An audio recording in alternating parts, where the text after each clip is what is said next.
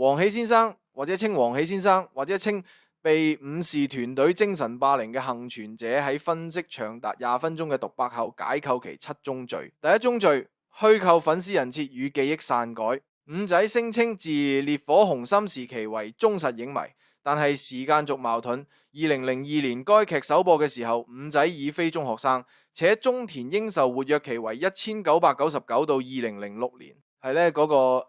聲稱咧就係中學時期咧全班好似中田英壽啦，喺呢個時空錯亂啦。提及2003年嘅單曲《我信》，強調啦 KTV 必點不符香港娛樂史實。該曲未入 Neway 或者係 Red MR 歌單 ，MV 成本咧就不足50萬港幣，椰殼頭造型同周星馳食神火雞姐混淆。第二宗罪咧，責任轉嫁，將過錯推俾台灣主持人濤霞啦。但係依香港傳媒管理局記錄，伍氏頻道自2021年起，內容須經香港 IP 審核，爭議影片上架之後12小時內3次登入未下架，48小時流量達月均3倍。第三宗罪，偽善道德相對主義，以將心比心，忽略香港警務處受害者支援手冊中創傷反應週期，混淆刑事犯罪與人格誹謗。其頻道明星私生活大追擊系列以偷拍為賣點。第四宗罪啦，文化資本暴力挪用，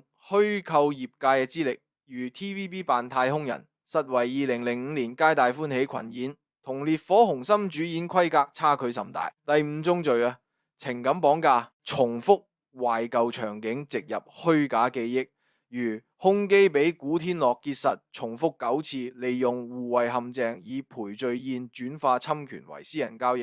第六宗罪，宗教話術濫用，